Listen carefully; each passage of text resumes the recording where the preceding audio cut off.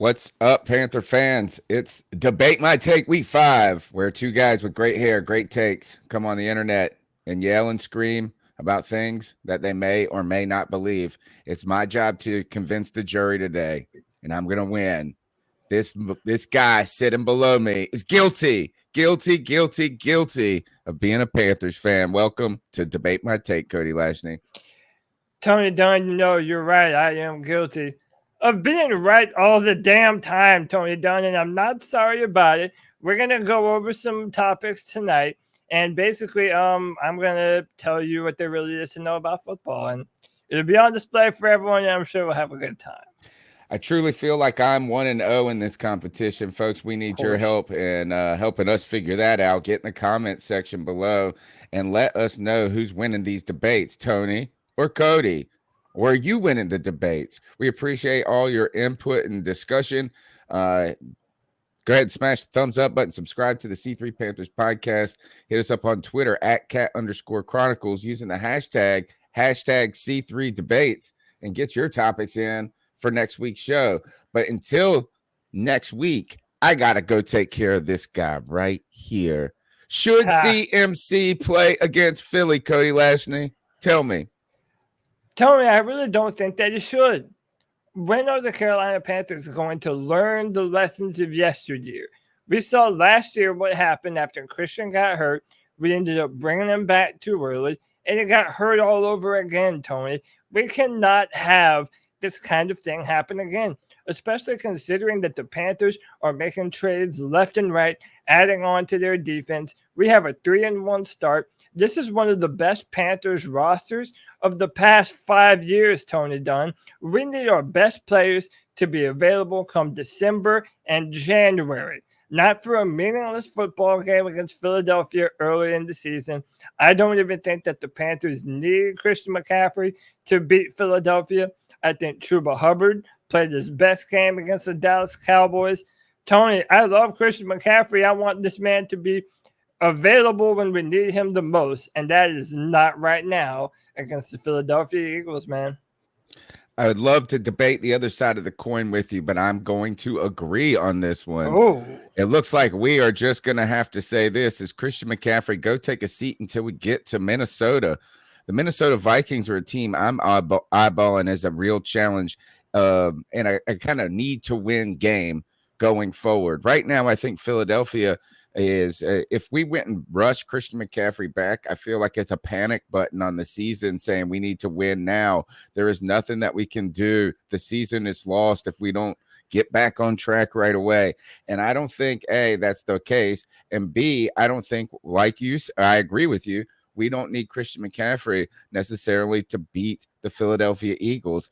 Their defense has not been the toast of the town by any means throughout this season. So you are now looking to Sam Darnold to prove it to me, to Robbie Anderson, to DJ Moore, for these guys to step up, for Joe Brady to find a way to get it done without Christian McCaffrey for one more week. Then go ahead and bring him in against Minnesota, and let's get rolling into that back end of the schedule, because it sure looks like this. The Panthers are not rolling over, guys.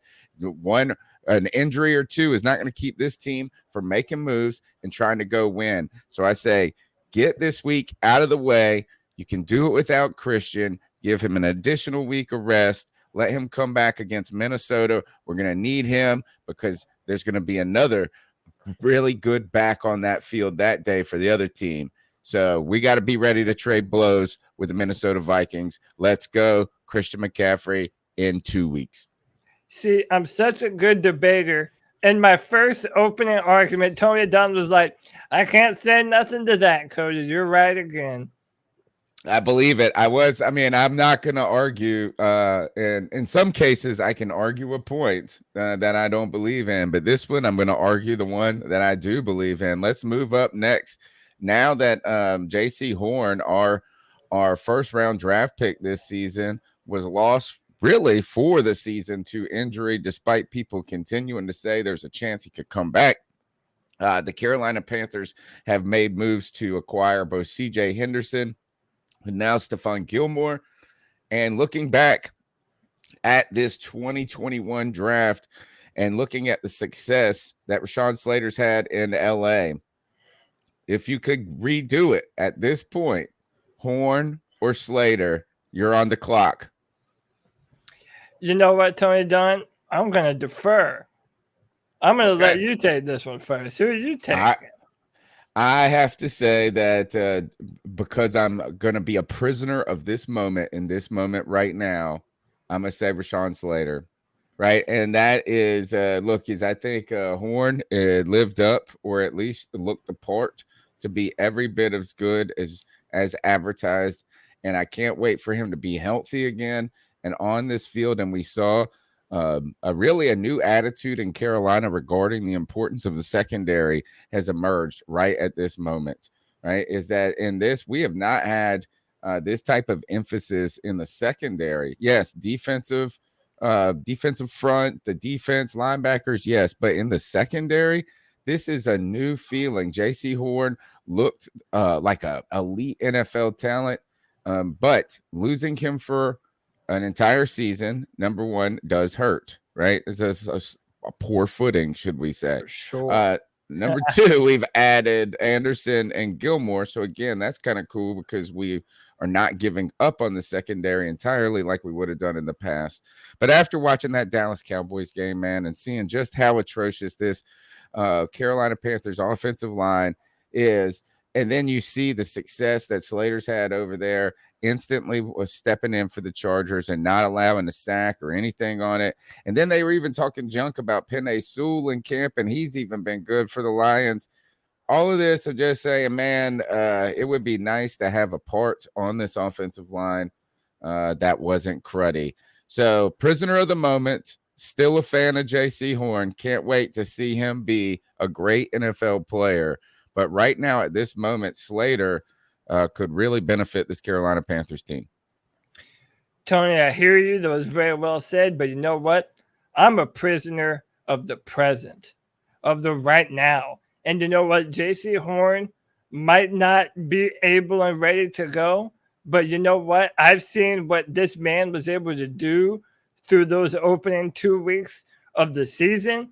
And I'm here to tell you, Tony Dunn, Jaycee Horn is a shutdown corner in the NFL. And I think our defense, no matter CJ Henderson, no matter about Stefan Gilmore, I truly do believe that in a number of, maybe even a year's time, Jaycee Horn is going to be the clear leader and best player in our defensive backfield. And I mean that, man. We have so many good players, but I really do believe Jaycee Horn is one step above every single one of them, Tony. And part of the discussion that we've been having on the Tuesday night podcast is that we may already have our answer at left tackle already on the roster. Cam Irving did not participate today in practice, and it's looking like Brady Christensen might indeed be the next man up. Wouldn't that be incredible if the Carolina Panthers drafted their franchise left tackle in the 3rd round? Tony, that would mean we got a shutdown corner and a shutdown left tackle in the same draft. Rashawn Slater's on a good team right now, but you know what? Jaycee Horn's on an even better one, baby. I'm picking Jaycee Horn.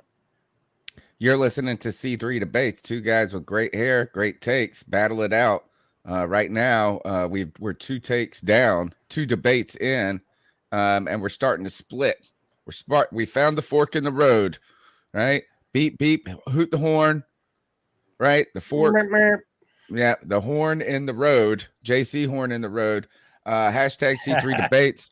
Let's go ahead with the next topic. Was this loss to the Dallas Cowboys emblematic? Ooh, I got to write less tricky questions. Emblematic of a defense that some would say was overrated. And I'm going to go to this is when you peeked around the headlines after this game, the Cowboys ripped through Panthers' top-ranked defense, hand Carolina's first loss. Here's one headline: Cowboys make Panthers look like a hairless cat. Right? Oh man, was this loss emblematic of a soft defense and overranked defense? Because the first thing I did when I was looking at Twitter on Panthers, I got like hashtag Panthers flying by, and a bunch of people that are non-Panther fans, non-Cowboy fans, chirping in saying Panthers, this shows they were frauds. Is this loss to the Cowboys emblematic of a softy defense, particularly against the run? No, Tony Dunn, I really don't believe it is. I believe that during the course of a now 17-week season, you're going to take some bumps and bruises along the way, especially when you play one of the better teams in football. Whether we like it or not, the Cowboys are a legitimate contender in the NFC. And one of the points that I made on Tuesday's show was that this is what happens when you do spend first round picks on your offensive line, when you do have a bunch of veteran leadership on that offensive line that's played together before, that's played well. I just think that we went up against a better prepared, a better coached team, specifically on the offensive line.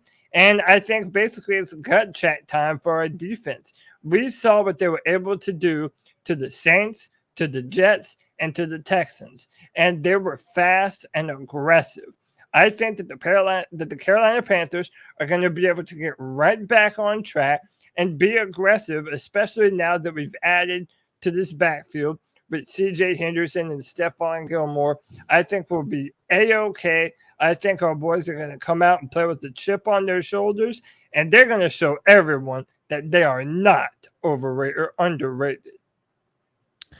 Emblematic, I'm going to disagree, but so in one way, I don't think that this loss symbolizes that this defense is bad by any means, right? Is that how can you be a bad defense when you go against the best offense? And you did have one bad quarter, 22, 21, 20, something like that, unanswered points. But this was a game that was not entirely lost by the defense. Right. But the defense that we put out against the Dallas Cowboys, what I would say is what it tells us, week 4 told us, is that we're uncertain about the Carolina Panthers team at this moment. And when I say we, I mean, like, who is going to be on the field, what that chemistry is going to look like. And today's news of the acquisition of Stefan Gilmore just tells us even more about that uncertainty. You saw the secondary just having communication issues, new players out there, guys been with playing for their first time together with each other, and they didn't play bad necessarily, but those communication issues and that chemistry did show itself to be an issue in week 4. So that's why I'm going to say I'm uncertain of who this Carolina Panthers team is, because if we put our guys out there who are healthy and who are playing together well, then I'm certain they're going to be a great defense. But you never know when you're just cycling in players all the time, and then you run into a team who is gelling at the moment, who does have that chemistry. And so that's the problem for the Carolina Panthers, is I don't know if we are week 3 defense or week 2 defense, or if we're week 4 defense. And that is, are we going to continue to be hobbled by injuries and now just kind of just trying to find a way to get it done? And that will make our pass rush less effective. But if you bring in Shaq and you have him playing to the level he's been playing, then you can allow Gilmore and these other guys to cover. You're going to have a lot of coverage sacks coming from this defensive front. So I don't know yet what this Panthers defense is, but it's certainly not as bad as quarter 3 in week 4. So we're kind of in agreement on that one. That we we laid an egg, man. We had a bad game against a good team, and that'll happen sometimes. All right. Let's see what else we got on the list today. Oh, here, debate my take. What does Dante Jackson's future hold now for the Carolina Panthers? And I'm pretty sure we put this up here because today the Carolina Panthers went out and acquired former Defensive Player of the Year, Stefan Gilmore, right? I mean, I think he won that like two years ago or something like that when they were in remember he signed the big deal, and it was almost strange because New England never gives guys a good deal after a good season. and he got the $50 million contract or whatever. Now he wants another one. He's in the final year of his deal with New England. Today, the news broke that Stefan Gilmore was being released. And then an hour after they said that, news broke that he was actually not being released, but being traded to the Carolina Panthers for a 6th-round pick in 2023. Now the Carolina Panthers add another piece to this defense: Stefan Gilmore, CJ Henderson, Dante Jackson, and waiting in the wings, the great Jaycee Horn that we discussed earlier in the show. This secondary has a lot of talent in it, or at least, I mean, just across the board, big, physical, and guys that can cover in man-to-man coverage. So the question is, what does this mean for Dante Jackson now and in the future? And I'm going to say absolutely nothing. This does not affect Dante Jackson's future in Carolina or in free agency. Stefan Gilmore is a 1-year rental for the Carolina Panthers at whatever price they got to pay, $7 million. That all the guaranteed money is going to be covered by the Patriots. This is a cash now deal that's going to help us weather this storm of no Jaycee Horn. And on top of that is you kind of almost needed this deal, even if I'd still be happy if the Carolina Panthers made all of these trades for CJ Henderson and this deal if Jaycee Horn was still healthy, because somebody is going to get hurt. Something's going to happen at this. And we have an opportunity to round out this defense. And we saw how good it can be when that secondary is playing well. And we saw how problematic it can be when this team goes up against big offenses. So, hey, I like it right now. I don't think Stefan Gilmore is going to be with the Carolina Panthers going forward unless he just likes it so much and he likes the defensive culture and they pay him, on a 1-year or 2-year deal after this year. I think Carolina, I'm not sure if they extend Dante Jackson, but I do think that this might say that Carolina doesn't feel just comfortable with CJ Henderson and Dante Jackson on the outside either. So I don't know what it means for anyone's future, but I don't think that the Stefan Gilmore has much bearing on Dante Jackson's future. Tony, I completely disagree with you, man. And I'll tell you why. What do Jaycee Horn, CJ Henderson, and Dante Jackson all have in common? They're outside corners. And you know what Stefan Gilmore is too? An outside corner who in 2019 was the defensive player of the year. I mean, he has been considered one of the best outside corners in the NFL for a long time now. Jaycee Horn and CJ Henderson were both highly drafted first-round picks, and those guys are going to make their money on the outside. Sadly enough, that leaves our man Dante Jackson as the odd man out. I think the only scenario in which Dante Jackson is able to stay on this Carolina Panthers team in the future is either a move to the nickel position or a move to free safety. And he has the necessary skill and tackling ability to be able to do both of those things. If Dante wants to be paid as an outside corner, I really don't think that he has a lot of opportunities to do that here, especially considering you're going to have two guys in Jaycee and CJ on rookie contracts. Both of them with fifth-year options available to them. And we have to pay Dante Jackson after this year.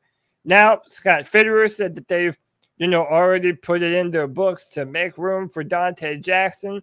But we already know that things change, Tony. And they've already signed Robbie Anderson. We know that they're going to want to sign DJ Moore and potentially Brian Burns. Also, Hassan Reddick has played a huge part on this Panthers defense. And I could easily foresee a scenario where they want to throw him a bone as well. All of these signs are pointing to me that Dante Jackson is a very important player on the Carolina Panthers team this year. But Tony, if I'm being honest, I think he's playing for another team, playing to put good tape on film to potentially get paid big time for another football team. So, yeah, I think Dante after this year, I think that'll be it. Does Stefan Gilmore, does he play for the Carolina Panthers beyond 2021? I really think that it's a possibility. If he has a lot of good ball left in him, I could foresee him wanting to take maybe even potentially a hometown discount, maybe a good 2 or 3 year deal. His wife is already on Twitter saying she's been doing everything in her power to stay in Charlotte, and it couldn't happen now for them to both come back home. It would appear as though the both of them love the fact that they're in Charlotte, and this man is a next door neighbor to our very own general manager Scott Fitterer. He lives 3 doors down from him. So if he's Why able is to, that? Tell me what's up with this? Like in Charlotte? yeah, it was Why does reported. Stefan Gilmore live in Charlotte?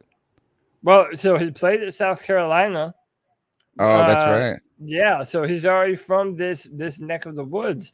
And why wouldn't you want to be in the Queen City, man? It's a beautiful Okay. city. I really do think that he wants to be back at home. His family wants to be back at home. And again, Tony Dunn, we're talking about a player that, yes, he's coming off of some injuries, but in 2019, this was the best defensive player in football, even over Aaron Donald, I believe. So, yeah, I think Stefan will be just fine, knowing that we don't have to pay Jaycee Horn or CJ Henderson very soon. Even Jeremy Chin add to that list. He might be the only expensive player on our defensive backfield and a key veteran leader that I think, frankly, our defense has been in need of. Speaking of, here are some posts, some suggested topics. So here we'll do one of this one's from Run DMC Lovato. Who is more valuable, DJ Moore or Jeremy Chin? I'm gonna go ahead and say right now, I'm putting my hat on DJ Moore at this point. DJ Moore has played is continued every day to grow in value, in my opinion. And this is for somebody who said, "Man, this guy's pretty darn good," but I wasn't over saying he's going to be the top dog receiver in the league. But he is really playing to the elite level at this point. I'd like to see DJ Moore continue to find the end zone more end zone, please. And really, I'd love to see the kind of explosive deep passes that you see, like a Tyler Lockett catch or a Tyreek Hill. And I think, you add those two things in, and all of a sudden he's going to be a mainstay on every ESPN highlight reel. But he has continued to show his importance, his durability, his consistency, his toughness, his yards after the catch. Now, I love Jeremy Chin, and I love the it factor that he brings to the defense. So you're trying to ask me do I like brunettes or do I like blondes? I like them both, baby. But at this point, right now, I think that DJ Moore is having a sensational year, and I think it's a pay me type year. And if Carolina does, he's got to be on the list of guys that need to be secured. If not, you're really going to be putting a lot of pressure on Terrace Marshall Jr. and Robbie Anderson to be the answers in Carolina. I think he is important to Carolina's future success. He's young. I think he has 10 years of this ahead of him, a long NFL career, and could go down as one of the most prolific Panther players in history. And right now he's on pace to do it. 1,000 yards every single year, hundreds of catches everywhere he goes, and just making plays each and every week. So right now, I'm saying DJ Moore is ahead. I think he's more important. Listen, I love me some Jeremy Chin, man. He roams around that defensive backfield, chin checking fools. And we love that, man, especially now that we don't have Luke Kuechly on this team anymore. He really provides that heart and that soul and that energy that our defense needs. But, Tony, I'm just going to have to keep it real. You're not wrong on this one, brother. The answer is DJ Moore. Some stats real quick here. DJ Moore is currently ranked for first in the NFL with 8 receptions, of 20 plus yards. That's first in the NFL. 21 receptions for first down. That's tied for first. And 16 receptions versus man coverage.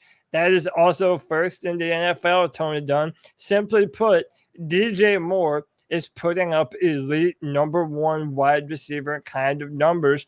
And frankly, this is such a breath of fresh air, Tony Dunn, because we've always felt like this is who DJ Moore was. That he's always been a superstar and just waiting for that quarterback that can reliably get him the football and form that connection with him. Sam Darnold has done a tremendous job of that. And not even force feeding DJ Moore, but just always having a mind and knowing that DJ Moore is more often open than he isn't. And I really do think that you have to reward that kind of dedication and patience that DJ went through to tough it out. And having all these 1,000-yard receiving seasons, yet only having 4 touchdowns to his name per season. He wants better. We want better for him. He's now in the position to do it. I have to agree with you, Tony Dunn. The answer is DJ Moore. Here's another listener suggestion. Is Joe Brady a good coach or just a good schemer? Oh, that's a fantastic question. This is from Derek Weatherly. He said the back end of the question is offense has struggled to make adjustments in the second half this year.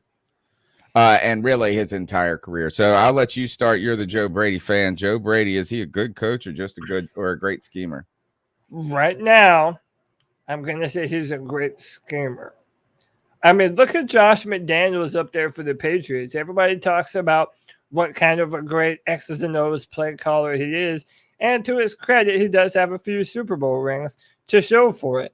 But when he went to be the head coach of the Denver Broncos, it didn't go too well for him. Listen, Joe Brady is only 1 year older than me. He's 32 years old. He's a young guy. He's only been in the NFL as an offensive coordinator for 1 year. I think you need some time and some seasoning before you're able to go be a head coach and be a real leader of men. I mean, we're seeing that even chiseled college veterans like Urban Meyer aren't cut out necessarily to be head coaches in the NFL. So I think it's a little bit premature to call Joe Brady a great coach. But I do think that what he's done from a play calling position has been absolutely phenomenal. And I think the stats of our receivers the past 2 years and Sam Darnold's numbers this year are indicative of that mind that Joe Brady has. Is Joe Brady a good coach or just a great schemer? And I'm going to say he is a good coach and a good schemer. How about that? I'm not even giving him great schemer just yet. Ooh, now, right. I want to give him some credit. Putting up offensive production and numbers with Teddy Bridgewater, first-year offensive coordinator in the NFL with a first-time head coach, getting did not seem completely overwhelmed. The Panthers offense started out pretty well, kind of tapered off as it dealt with injuries throughout the rest of the season, but it was okay, right? I mean, it was good. It wasn't great. It wasn't this, some crazy mind meld that you guys told me was coming because Joe Brady is this savant. On top of that, right now in this first half or first quarter of his second year, it's looked pretty good. The offenses look pretty good. I mean, like you've got a new quarterback, Sam Darnold, coaching him up in 4 300-yard games or 3 300-yard games to his credit. We're putting up more points, it feels like. We're starting to get the end zone a little bit more. But there has been this dreaded third quarter that has plagued us for 18 games straight or something like that. If you go back to last year, the third quarter, we come out flat. And I want to say is that he's a good coach. Maybe he's going to be a great one. But like you said, it's a little too early to start ordaining anybody or coronating anyone at this point. I like what I've seen. I think he's getting better from week to week, from year to year. And that's why I think he's a good schemer at this point, not a great one. And when he can be a great one with more time, more experience, and not that his experiences at this point aren't good. It's just having the repertoire, being in these game situations, knowing what, like, you know what, let's come back to that we did in the first quarter of the third week of my second year, and that type of thing. Is I've played a game where we were down 10 and there were 7 minutes to go, and I went to this and it went, or this play, the sequencings of plays, as he continues to evolve and get good at that or get better at that, I think he could be a great coach and a great schemer. But he's a baby still. And you know what? There's nothing wrong with being young and learning on the job and doing it pretty well in the process. And that's what's happening right now. So no negative thoughts here, but let's let Joe Brady become great Joe Brady. I can't wait to see it. Hey man, shout out to the young guys, 30 and older. Us young 30-year-olds holding it down, man, and grown men's the world. I know you think they were just babies sometimes, Tony, but hey, we know some things about some things. I am turning 40 this year, so I am your senior, and I'm winning this debate because it's time to respect your elders, son. All right, and now, final debate topic: best team not named Panthers. I'm starting. What? I'm going with the Arizona Cardinals. Oh my goodness. Every time my friend tells me this, every time the Cardinals are good, we're good. That's what my friend tells me. I don't know if you guys know this guy, Cody. But the Arizona Cardinals. Right? Yeah, I think I know that guy. Yeah, have it all right now. They have the offensive firepower. They've got the athletes on defense flying around. Isaiah Simmons starting to come into his own. But I tell you this, Kyler Murray, this guy, if he can not get killed out there, right? If he can be durable, which I don't think he has like a durability issue. It's just, 17 game long season for every single player in the league, particularly when you're only 4'8". It's a little bit longer, right?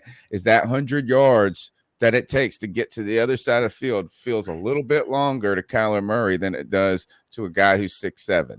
But Kyler Murray has just so many weapons, and their run game works. They got Rondell Moore over there returning punts and doing this. Is like they've been so good at this point that the officials are throwing flags in the air and hitting the punts down, trying to keep the other teams in the game. That happened to Rondell Moore against the Vikings. He's catching a punt, and the official throws a flag, and the flag hit the ball in the air as he was trying to catch it, and he ended up muffing it. They're so good that the NFL is trying to interfere to keep other teams in the league, in the games with them. Now, man, they just got. Maybe this is, and I don't even know if I believe if they're the best team. I think that we'll have to see how their defense plays against some really top level talents. But right now, in the first quarter of the season, where offense steals our eyes, like, what I'm saying, like big offenses are sexy in the first part of the year like this. They're exciting. You look around, and then we'll see if it can maintain that fire. But right now, the Arizona Cardinals are the hot blonde in the bar. See, Tony Dunn, you're wrong again. And this is a bad habit that you keep on finding yourself in, because the team that I'm going to say actually has the hot blonde, and his name is Justin Herbert, and he plays for the Los Angeles Chargers, okay? Would you want to talk about an MVP candidate? He is already on the list with Patrick Mahomes as one of the guys who is closest on the list to 5,000 yards and is only in his second year. That Los Angeles Chargers team is legitimate, Tony Dunn. On offense, you have two awesome receivers, and Keenan Allen and Mike Williams, that are jump ball receivers that can go up and grab every single football that Justin Herbert throws, which, by the way, is every kind of football that there is, from a bullet down all the way into the end zone to touch passes to check downs. Justin Herbert has been able to find all of them. Austin Eckler has made himself into a premier running back in the NFL. And Tony, that's not even to mention The defense that they have, Joey Bosa is playing lights out. Defensive tackle Jerry Tillery has come on in a big time way. They already have Derwin James, who once upon a time, both of us wanted the Panthers to draft Derwin James. Now he's healthy. He's playing better than ever before. And Tony Dunn, 2 weeks ago, the Chargers marched into Arrowhead and beat the Kansas City Chiefs. And I'm here to tell you that Justin Herbert was the best quarterback on the field that game, Tony Dunn. He played better than Mahomes. And you know what? He isn't 4'8" like Kyler Murray. He's 6'6", 240 pounds of pure steel. I'm telling you, man, the Chargers are 3-1, and that is the most dangerous team in the NFL, not named the Carolina Panthers. We appreciate you guys joining our debate show. Hopefully, the jury has rested and found Cody Lashney guilty of being wrong, Tony Dunn being right. Get in the comment section, vote for us. Let us know who won these debates tonight. You can even tell us which ones we won if you wanted. Get in that comment section, smash the thumbs up button, subscribe to the C3 Panthers podcast that's live on Tuesday nights with a ton of content coming out throughout the week, like C3 debates, like the beat check that we're about to go record in just a moment. Yes, sir. Right? Find me on Twitter at @cat_chronicles. Cody, where can they get after you? You can find me on Twitter at CodyLac, CodyLac. And you can find all my written content on drafttech.com, where I write first and second round comments for your Carolina Panthers. Till then, till next week. Oh, be sure, hit us up on Twitter, hashtag C3 Debates. You can get in the comments on wherever we're on YouTube. Get in the comments on YouTube. And don't forget that this show, which I forgot to even say the name of it, Debate My Take. Debate My Take. And I like it. I like that title. I think we're going to stick with it for right now. The hashtag C3 Debates works. So until next week, just remind Cody, I'm the winner. 2-0, baby. 2-0. 2-0. Keep pounding on Tony Dunn like we always do, baby.